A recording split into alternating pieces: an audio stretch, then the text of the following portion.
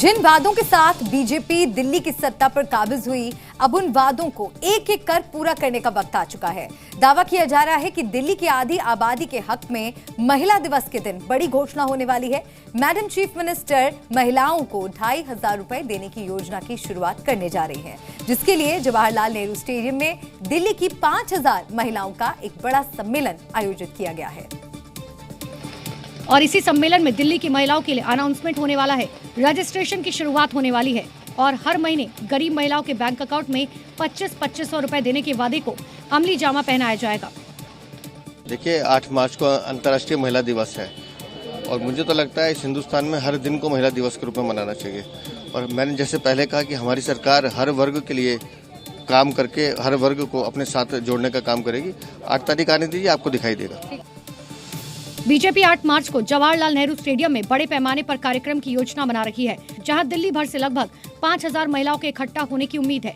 इस कार्यक्रम में बीजेपी के राष्ट्रीय अध्यक्ष जेपी नड्डा और मुख्यमंत्री रेखा गुप्ता समेत पार्टी के अन्य नेता शामिल हो सकते हैं। गरीब महिलाओं को 2500 रुपए प्रति माह देने के वादे को पूरा किया जाना है। गर्भवती महिलाओं को 21,000 रुपए देने का भी वादा है। 500 रुपए में रसोई गैस सिलेंडर और होली दिवाली पर मुफ्त सिलेंडर देने का वादा किया गया है।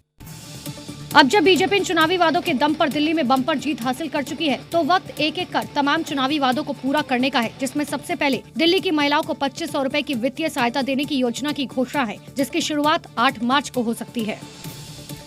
दिल्ली विधानसभा चुनाव में यमुना की सफाई बड़ा मुद्दा रही और मुख्यमंत्री बनते ही रेखा गुप्ता सरकार लगातार इस दिशा में काम भी कर रही है। यमुना में सफाई का काम तो चल ही रहा है और अब दिल्ली की नई सरकार यमुना की धारा पर क्रूज चलाने की तैयारी भी कर रही है, जिसका पूरा खाका भी रेखा गुप्ता सरकार ने बना लिया है। जिस दिन दिल्ली विधानसभा चुनाव के नतीजे आए थे, उसी दिन से यमुना के किनारे आरती की शुरुआत हुई। इसके साथ साथ यमुना की सफाई का अभियान भी शुरू हो गया और अब दिल्ली वालों के लिए एक और बड़ी खुशखबरी है, क्योंकि यमुना नदी में फिर से रौनक लौटने वाली है। आप अपने परिवार के साथ क्रूज की सफारी का आनंद भी ले पाएंगे। दरअसल यमुना नदी में अब क्रूज चलाने की तैयारी है, जो दिल्ली में वजीराबाद बैराज से जगतपुर गाँव तक चलेगी, जिसकी दूरी करीब 7 से 8 किलोमीटर होगी। और नदी पर्यटन को बढ़ावा देने के लिए DTT-DC कॉर्पोरेशन ने इसके लिए टेंडर भी निकाला है। दिल्ली में 365 दिन में 270 दिन क्रूज चलाने की इजाजत दी गई है। इतना ही नहीं, दिल्ली जल बोर्ड और सिंचाई एवं बाढ़ विभाग ने इसकी इजाजत भी दे दी है। राजधानी दिल्ली में सरकार बदलते ही सरकार ने यमुना नदी पर संज्ञान लेना शुरू किया और यमुना नदी की साफ सफाई के साथ अब यमुना नदी में क्रूज चलाने की तैयारी रेखा सरकार कर रही है। मैं इस वक्त जगतपुर घाट पर मौजूद हूँ। ये यमुना नदी है और इसी यमुना नदी में अगले 6 महीनों के बाद इस यमुना नदी में क्रूज घूमता हुआ आपको नजर आएगा। रेखा सरकार के इस कदम से न केवल दिल्ली में जल परिवहन को बढ़ावा मिलेगा, बल्कि यमुना की सूरत बदलने की भी उम्मीद है। उत्तर प्रदेश की पूर्व मुख्यमंत्री मायावती के सियासी दल बहुजन समाज पार्टी में बड़ा फेरबदल हुआ है। बसपा सुप्रीमो मायावती ने अपने भतीजे आकाश आनंद को पार्टी के सभी पदों से हटा दिया है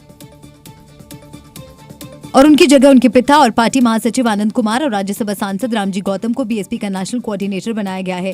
इस संबंध में बसपा ने आज पार्टी मुख्यालय पर मीटिंग बुलाई थी। मायावती ने आकाश आनंद को सभी पदों से हटाने के पीछे आकाश के ससुर अशोक सिद्धार्थ को जिम्मेदार बताया है।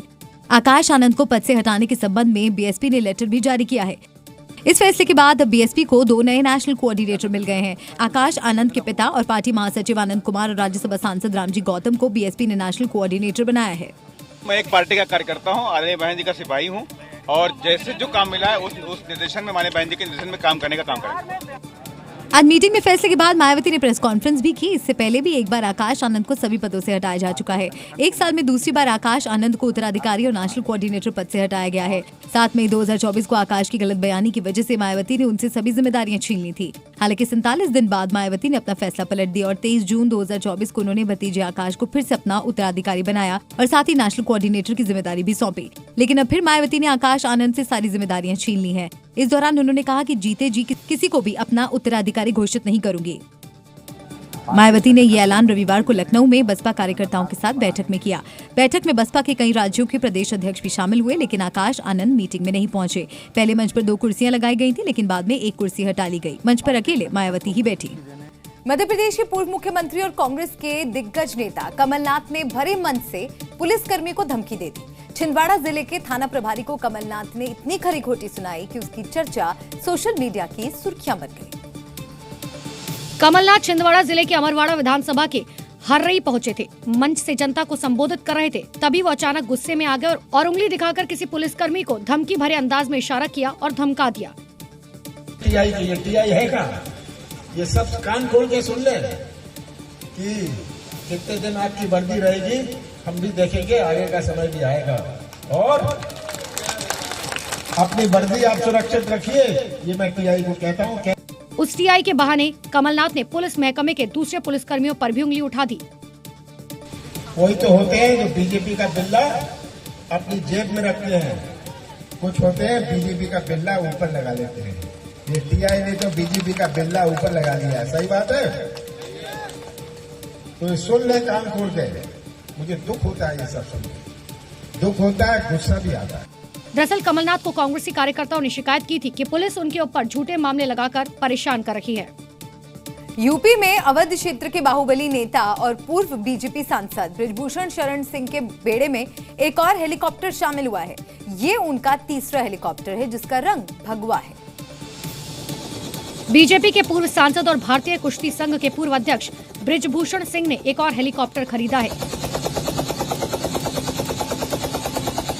5 सीटर इस हेलीकॉप्टर का शनिवार को पूजन किया गया। कैसरगंज से पूर्व सांसद बृजभूषण सिंह के काफिले में तीसरा हेलीकॉप्टर है। सबसे खास बात यह कि इस नए हेलीकॉप्टर का रंग भगवा है। जानकारी के मुताबिक बृजभूषण के पास इसी कंपनी के 2 हेलीकॉप्टर, एक ब्लैक और एक सफेद है। शनिवार को परिवार के सदस्यों के साथ उन्होंने नए हेलीकॉप्टर का पूजन किया।